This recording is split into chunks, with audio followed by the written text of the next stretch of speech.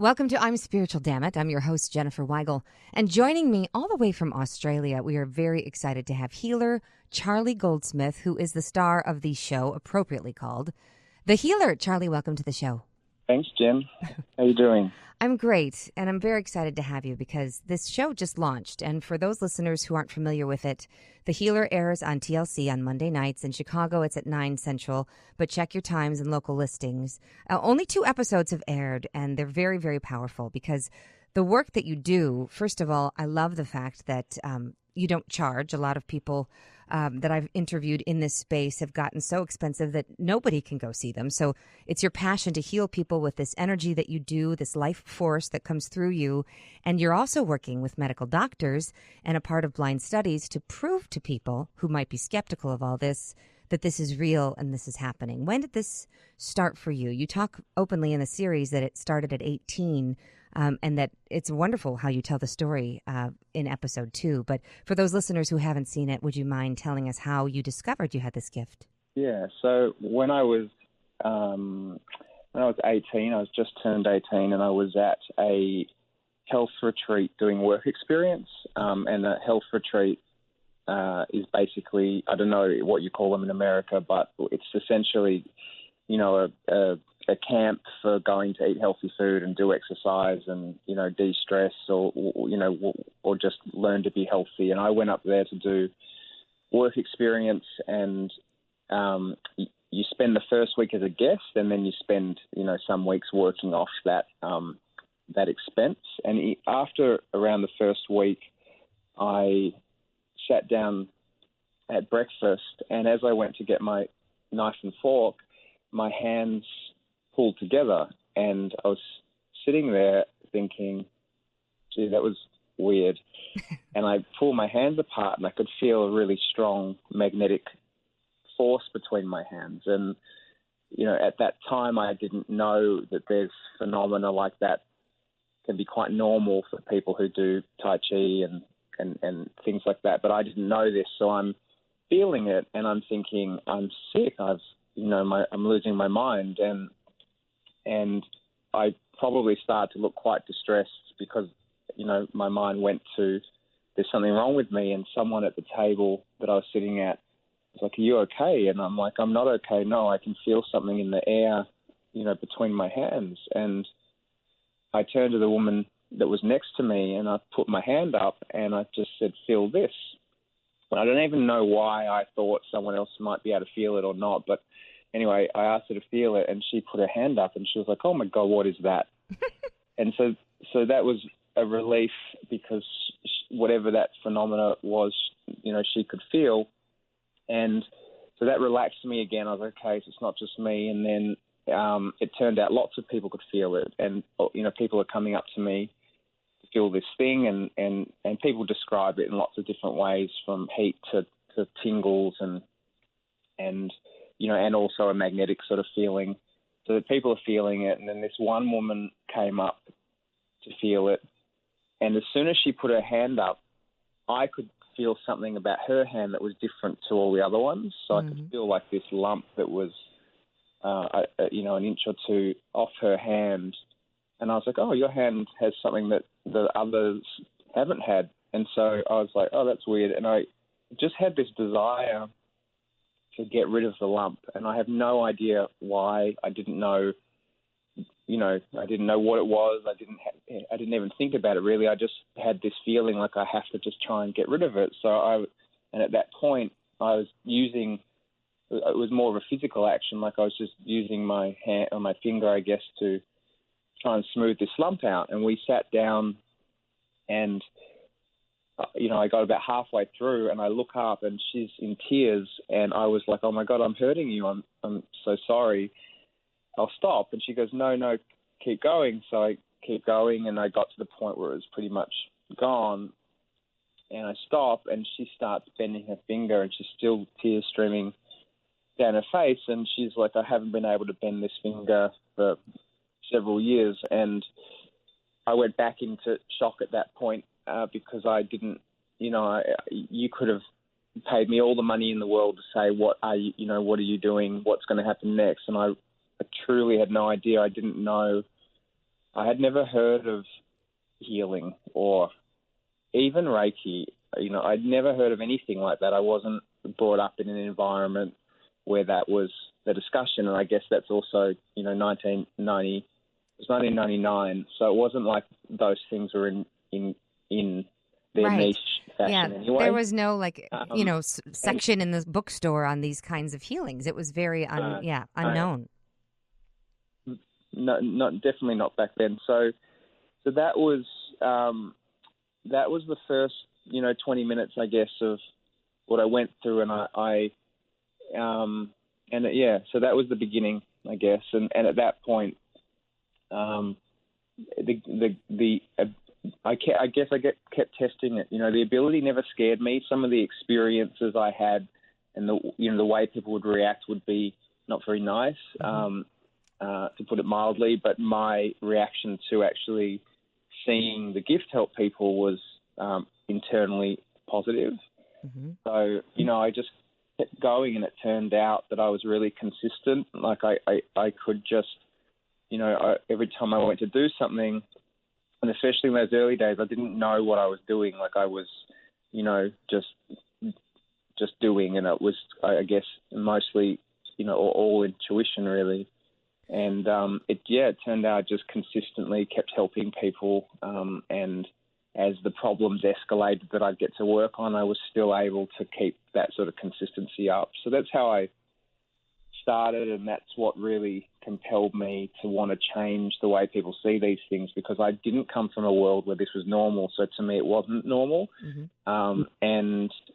And so I wanted to change that within, my world, because I was like, well, if these things exist, people should know. And, I realized early on that, I can understand why people don't necessarily believe these things, because it is hard to sift through what's real and what isn't, because there's obviously a lot of, there's a lot that happens in this space that's not within integrity. And so, that's sort of how I started, and that's why I wanted to change things, because my experience was that it needs to be changed. And so you partner with medical doctors in helping them with studies to show how when you do put your energy, and this is, for those who don't understand energy healing, this goes back centuries. This is not a new modality.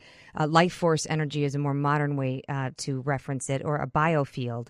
As Dr. Beverly Rubik says, it's the Mother Nature's original Wi-Fi, which we all have. And when we get sick environmentally, right, some of it can be genes, some of it can be environment, and some of it can be emotional. In episode 1, you're healing Jenniffer Gray, famous for, of course, Dirty Dancing, and her neck pain and her chronic neck pain and inability to turn her neck. And you find, as you're working on her, that some of the pain is actually being held onto because of her incredible, I guess, maybe guilt over the car accident that she was in, where a mother and daughter were killed. And once you could tap in, so you see someone's physical ailment, but you also see an emotional component and help release that as well, don't you?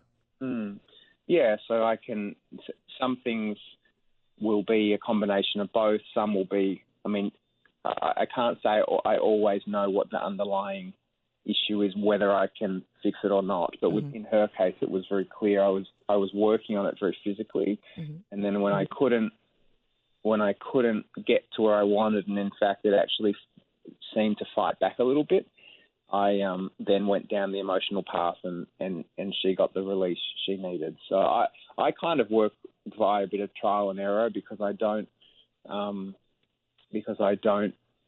diagnose. I can't see exactly what the problem is except for what they've told me. So I can't look and go, yeah, that's emotional. Like, I can make assumptions. Like with Jenniffer, you could probably make the assumption that there would be some emotional trauma there because, an accident and people died and all that sort of stuff. So, but I have to just work through and try the thing I think, and then if that doesn't work, then I'll try something else. Do you see? Go ahead. Go ahead.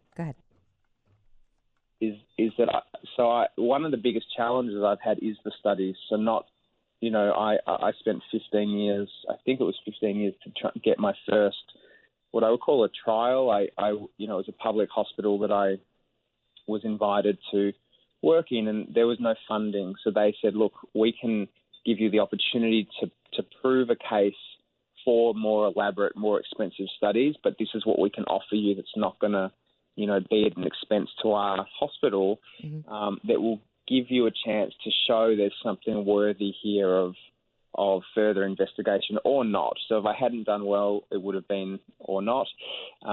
If I did do well, which it did go quite well, then, the hope was that I would then, be able to get people interested in a double-blind study and also that funding, because they're incredibly expensive and they're very time-consuming. And on top of that, when you do a double-blind study, you really need to pick one thing that you're going to work on. So even if you can do 10 things, that's not how you do a double-blind study. You'll pick one thing. So you might pick, arthritic knees or, UTIs or whatever it is, and you pick the one thing. And I didn't know early on, and I barely know today, what is that one thing that I would choose out of everything. Mm-hmm. So that's what I did, and so I have a double-blind study currently going through a review process. So I haven't done it yet. It's been written and it's going through review, and it's all the the funding is being organised so I can have that really it's considered the gold standard of science to show that what I do is categorically different to what a placebo can do, for example. So, have you tackled cancer yet?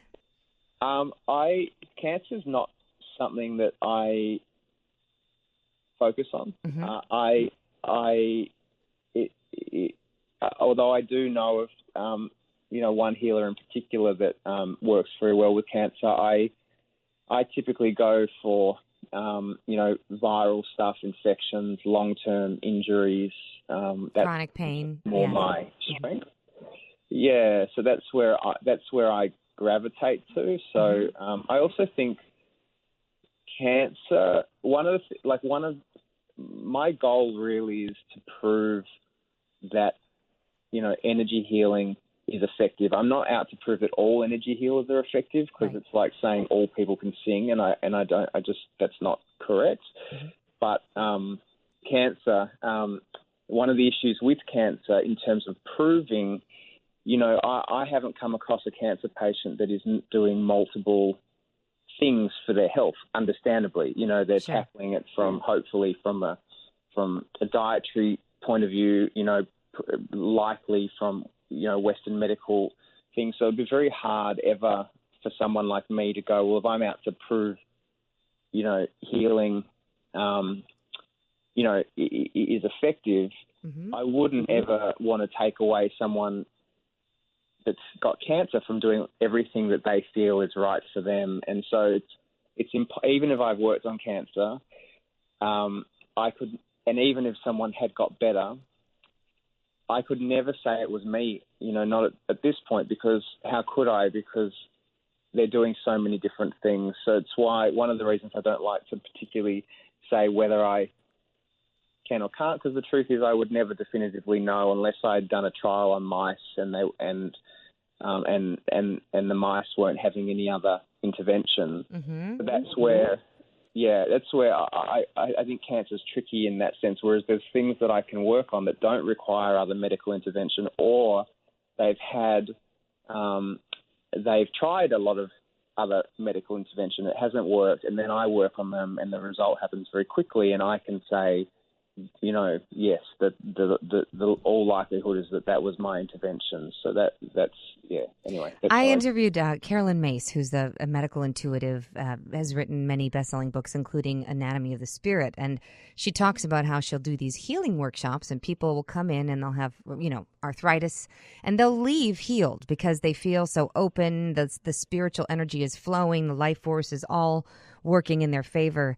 But then when they get home and they express their excitement and they share the story with their significant other who maybe does not believe and is skeptical of the healing, they go back to their previous state and the healing does not last. And so I know you do follow-ups with your shows, and I've only seen 2 episodes, but it seems that everyone a few months later are still holding on to the healing, and it's sticking, and it's wonderful.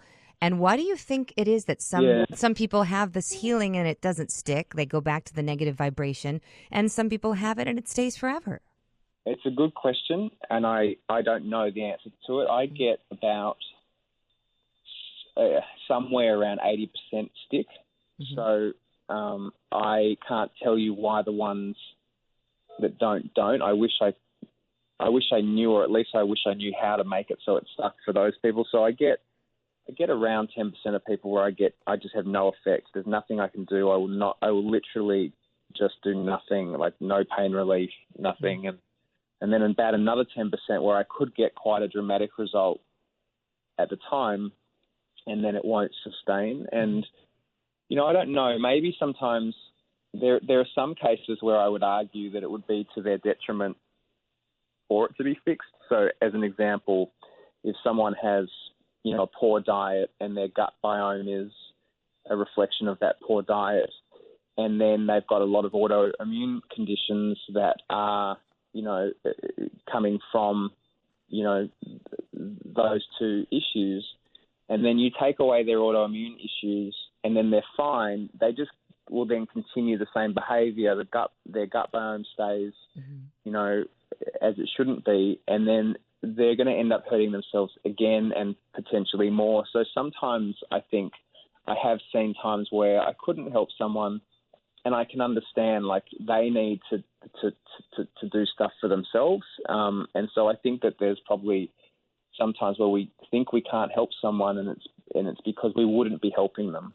And I'm not saying that's always the case. Sometimes I just can't help things that even, that are not the fault of the person that's got it. It might be, as an example, I'm quite good with people who get herpes and cold sores, and that's not something I put down to, something they've done to themselves. And I typically will work on people who get very, bad outbreaks, often monthly. And I've helped a lot of people with it, but there's some people I just can't help. And one example is one of my best friends who knows I can heal. He was actually around when I first discovered it, once I got home from this retreat. So for a long time, he's not known it, he's seen it, and he gets very bad cold sores, and I cannot fix it. And I've tried a lot.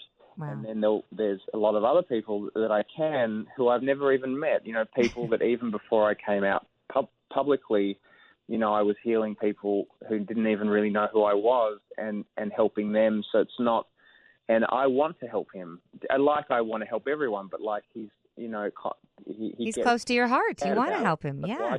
Yeah, and I see him sad about it because he knows I can do it. And so it's like, well, why can I help sort of 8 people like that, and then the 9th and the 10th I can't? And I don't know the answer, and it's certainly not lack of effort. It's not lack of want, and it's not lack of their belief. And it's also because that he is an example where all the things line up. Mm-hmm. He gets more of my time, and he totally believes it. And so, yeah, I don't have that answer. And maybe it's that I'm not good enough to fix him. Maybe there's another healer that would do it, no problem. That's also the thing. It could be that I'm just not the right practitioner for the job. Is your ultimate goal to find as many people like yourself and get them to work with hospitals and try to be the combo platter? I mean, we have to come at this with, like you say, many different angles. And so if you have somebody who's, a specialized healer in this direction and that direction, and then they can be in community and communication with the medical world, wouldn't that benefit all of us? Wouldn't that be a wonderful thing? Yeah. So that's exactly that is really my only goal. There's a few little ones, but the main one for me is I want to, I find this as an industry, inverted commas, very messy and very hard as a sick person, very hard to navigate.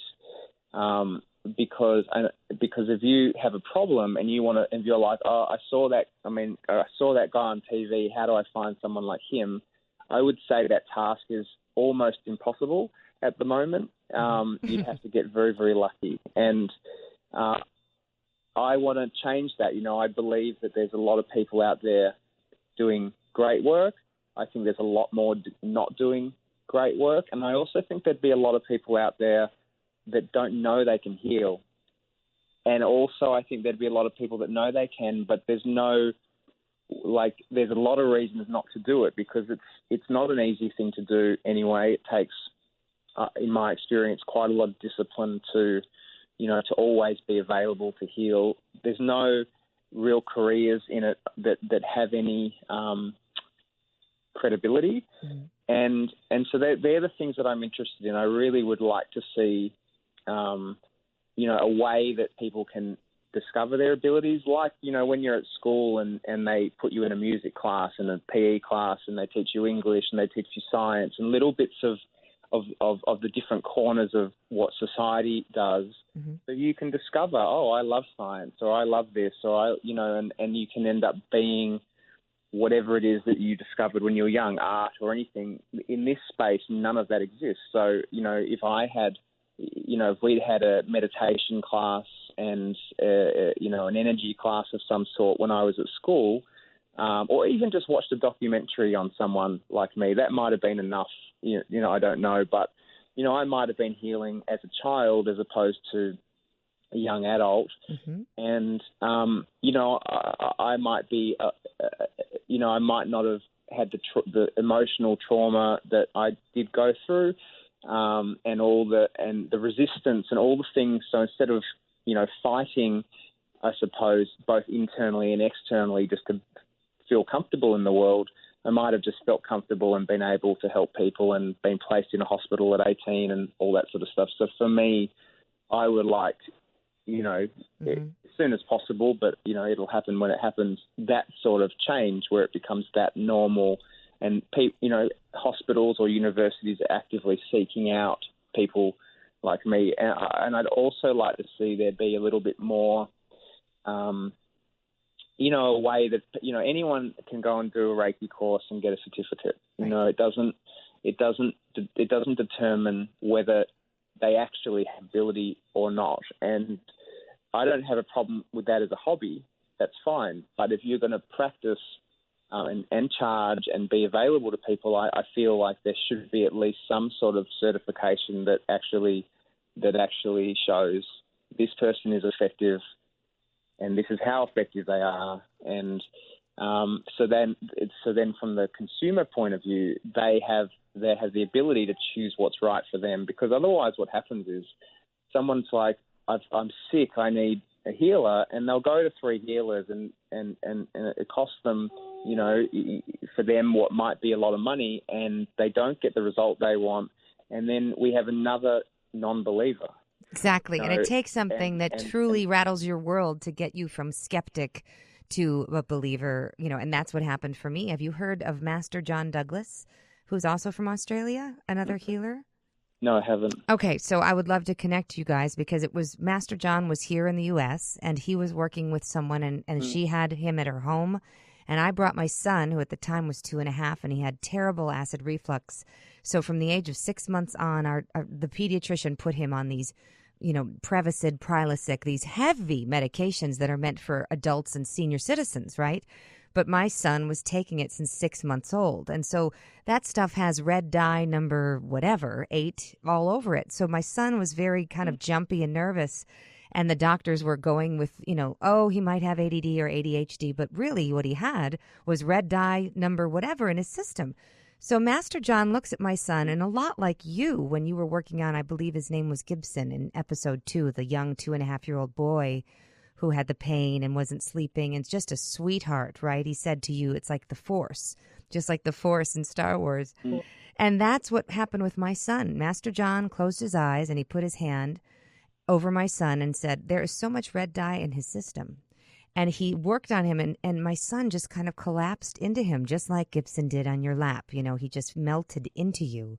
And my son could feel the intent. He could feel the life force energy. His biofield shifted.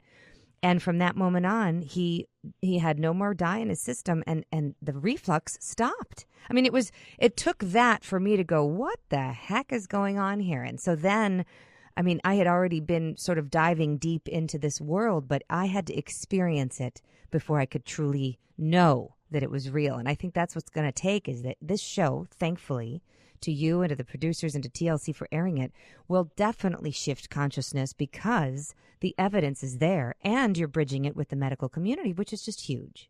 I hope so. And what I would like is for that experience you had to become a norm should you need it. You know, like there's 7 billion people in the world, and I don't know what the numbers of legitimate healers are, but I'm thinking there's probably a lot, and certainly there'll be a lot more as it becomes a norm again, because people will discover it or choose to do it because it won't be embarrassing or, you know, financially against their interest and all that sort of stuff. And I'd just like it to be a norm. If your child is sick, you know, I'm not anti-Western medicine, you know, at all. I think that there's so many great things about Western medicine. It's more about once you do have your diagnosis, you know, I just want energy medicine to be, you know, one of the options. One, you know, and you know, it can be a very powerful option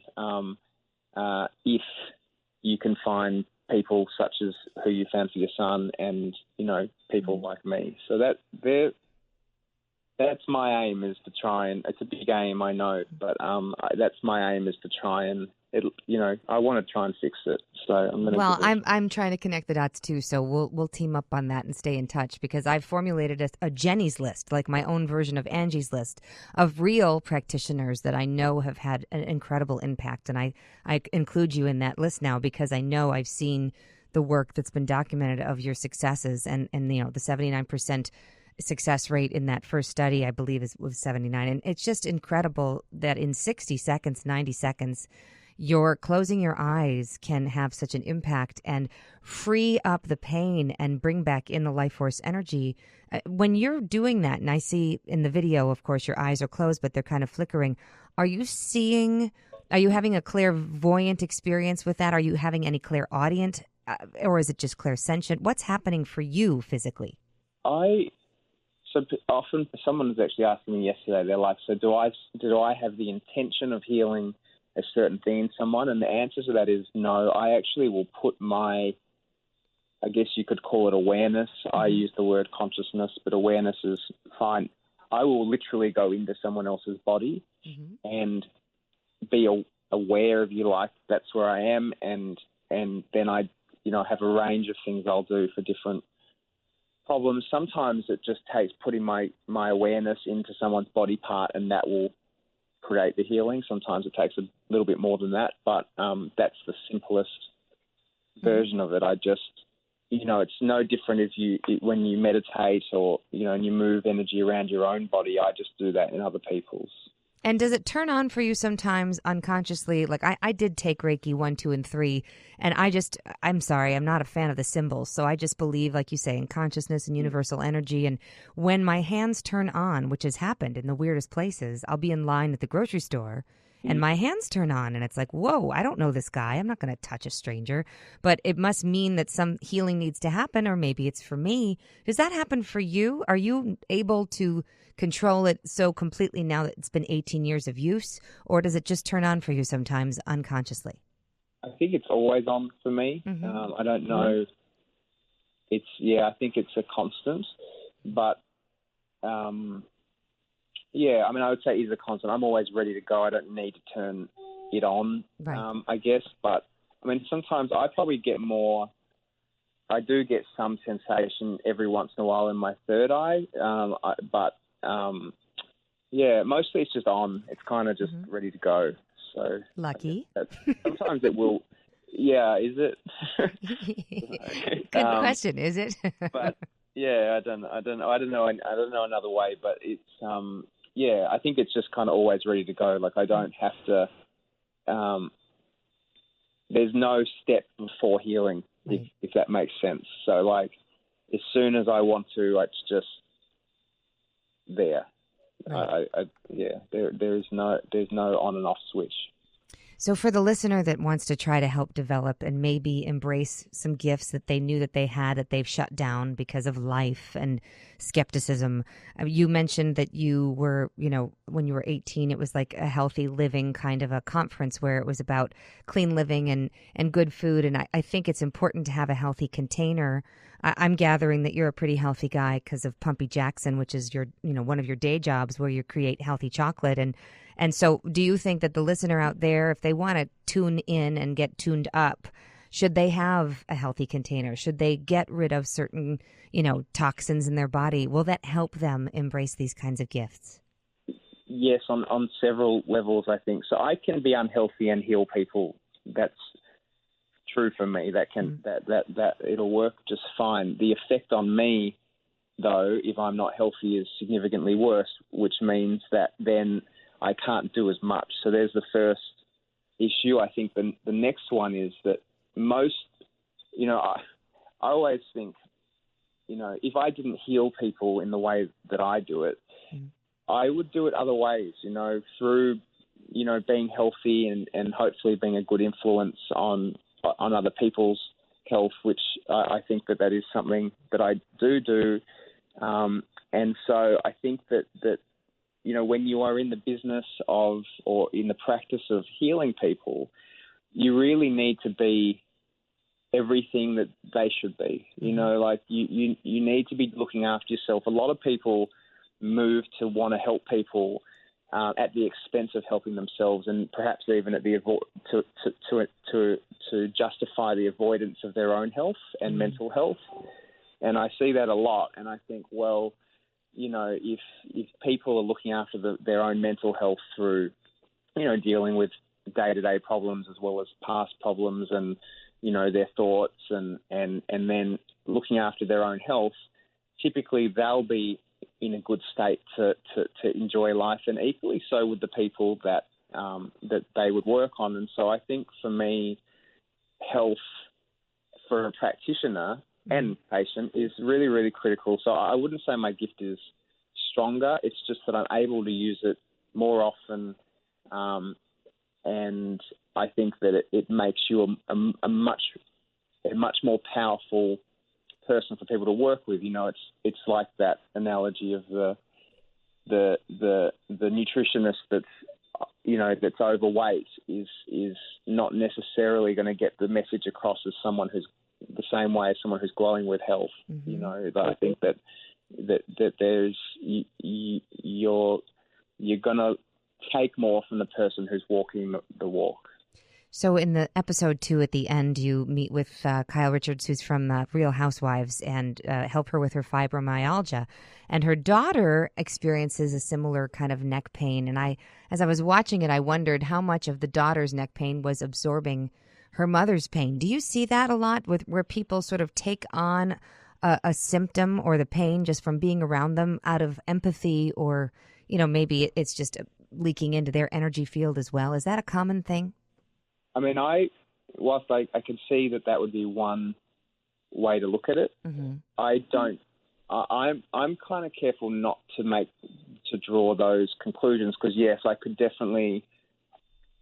say that would definitely be one of a few reasons that her neck was sore. It could have also, been how she was held as a baby, or I don't know why her neck was sore, but one of the things that I'm personally careful with is going, this is what I know, and this is what I can show people. And then there's a whole area that falls into, for me, belief, because I'm not diagnostic. So if I could diagnose, I might be able to answer that question and go, yes, she was taking on some of her mum's pain because of her empathy and that, but I don't know that. So I don't even, until you until you said it, I've never once thought about Porsches, why she had the sore neck. I just don't do that. I'm not qualified, if you like. Because I can't see those things. Okay. So, well, I'm excited for the rest of the season. Was it okay to get used to having the cameras around, or was that a weird learning curve for you as well, to go from, just doing this work sort of on the side and for people word of mouth to now being on television? Are you having an interesting transition with all of this? Yeah, it was pretty daunting, the thought of going in front of cameras, to be honest. I've always avoided cameras, and certainly talking on them throughout my whole life. Asked to do the TV show, I felt a lot of anxiety about that. I was like, I can see why it would be good, but I'm really scared. And I even said to the producers before, one of the producers before we sort of moved forward, I said, I don't know how I'm gonna handle this. Like, I can heal, that's not a problem, but I don't know how to be comfortable on camera. I said, I'm willing to do it, but you might see me have an anxiety attack. And so I did it, and it turned out I was okay, but I was genuinely really scared of it. And it wasn't, if I could have avoided doing the TV show, I would have, if I could have got to my goal. If I thought I could get to my goal without it, I probably wouldn't have done it. Because what it's done, although this is not a complaint, because I think it's going to do, and I think it's already doing quite a lot of good, but it's also putting a spotlight on me at the moment for people to think that I need to get to that guy, and that's not ultimately good for me, because I can't help everyone, and that's no good, and it's definitely not good for them, because again, I can't help everyone, so they're going to reach out to me when I'd rather, as I see in the future, where they could find a healer when they need it. So the process has been interesting, and it was a huge learning experience for me. But I'm getting used to it, and like I said, I think it'll at least take me to my next step of my goal. That's right. And whatever I can do to help with that goal, we will spread the word about other healers like you that are doing the same kind of work, or even, like you say, a little different. Maybe someone who does diagnostic, and I really want to connect you with a couple that I have met along the way as well that I see helping great amounts of people. They are out there. And as you say, some bad apples have given a lot of good healers a bad name, right? Because there have been people in the past that weren't doing this for the right reasons and were ripping people off, and they were shysters, if you will. And so that's why I've been so dedicated to doing this research to try to unearth the good people in the batch. And you are definitely one of them. So thank you to you and to TLC, the healer. For all you listeners out there, you need to put it on your DVR Monday nights. Check your listings, 9 Central in the Chicago area and 10 Eastern. And charliegoldsmith.com is where you can learn about Charlie. Follow him on Facebook or Twitter. And don't get frustrated if you don't hear back. Just know he's in it for the right reasons. And there will be many more people, hopefully, of quality that we can bring the word out about in the future. So thank you, Charlie, for all that you do. And I hope that we can stay in touch and keep spreading the word and getting people connected to the right practitioners. Awesome. Thanks, Jen. I really appreciate your time. No, I appreciate and your time. I would like you to connect me with some other healers. That'd be fantastic. Especially the one in Australia. You guys are neighbors. Yeah, absolutely. But that's the thing. I've never even heard of him, so it just shows you, right? And he's probably never heard of me. So that just shows you, like that's just not how it should be. Right. It should be connect the dots. You should know of each other. We need to get there, and we need a yellow pages at some point. Yeah. So I'm expanding the Jenny's list every day, so we'll just keep that going and keep the momentum going. And so thank you again, Charlie, for all that you do, and we will be in touch. And to all you listening out there, stay spiritual, damn it. Be nice to others. Treat others the way you'd like to be treated. And we will see you next time. And we will see you next time. And we will see you next time. And we will see you next time. And we will see you next time. And we will see you next time. And we will see you next time. And we will see you next time. And we will